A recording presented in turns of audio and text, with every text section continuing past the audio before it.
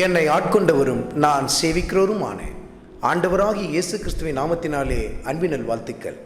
கிறிஸ்து இயேசுக்குள் மிகவும் பிரியமான அன்பு சகோதர சகோதரிகளே, சில பேருக்குள்ள மற்றவங்களுக்கு ஏதாவது ஒரு கெடுதி நடந்ததுன்னா ரொம்ப சந்தோஷமாக இருக்கும் பாருங்கள்.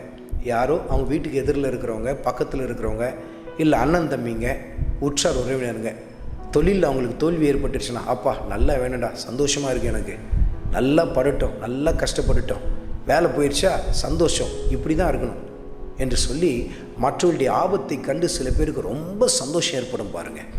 மற்றவர்களுடைய வீழ்ச்சி பல பேருக்குள் மிகப்பெரிய ஆனந்தத்தை கொண்டு வரும். ஆனால் கர்த்தருடைய வார்த்தையில் எப்படி எழுதப்பட்டிருக்கிறது பாருங்கள்.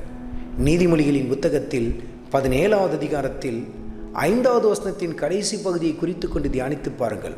ஆபத்தை குறித்து கழிக்கிறவன் தண்டனைக்கு தப்பான் என்று சொல்லி எழுதப்பட்டிருக்கிறது. எந்த மனுஷனும் தனக்கு வர ஆபத்தை கண்டு சந்தோஷப்பட மாட்டான். மற்றவங்களுக்கு ஆபத்து வருது அப்படின்னு சொன்னால் சில பேருக்கு பயங்கர சந்தோஷமாக இருக்கும்.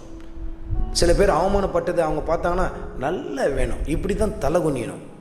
மற்றவங்களுக்கு ஏற்படுகிற ஆபத்து பல பேருக்கு மிகுந்த சந்தோஷத்தை கொண்டு வருகிறது. ஆனால் கர்த்தர் சொல்லுகிறார், அப்படி சந்தோஷப்படுகிறவர்கள் தண்டனைக்கு தப்பி போக மாட்டார்கள் என்று சொல்லி கர்த்தருடைய ஆவியானவர் சுட்டி காட்டுகிறார் பாருங்கள்.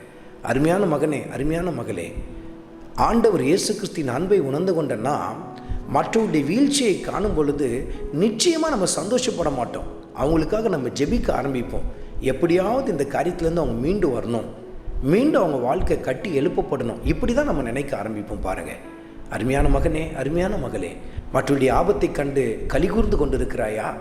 இப்படிப்பட்ட காரியங்கள் எல்லாம் கர்த்தருக்கு பிரியமற்றவர்கள் என்று சொல்லி கர்த்தருடைய ஆவியானவர் உங்களோடு கூட இடைபடுகிறார்.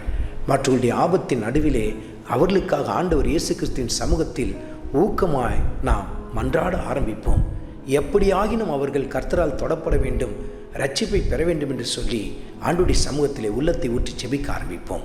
ஆண்டவராகிய இயேசு கிறிஸ்துவின் கிருபை உங்கள் அனைவரோடும் கூட இருப்பதாக. ஆமென்.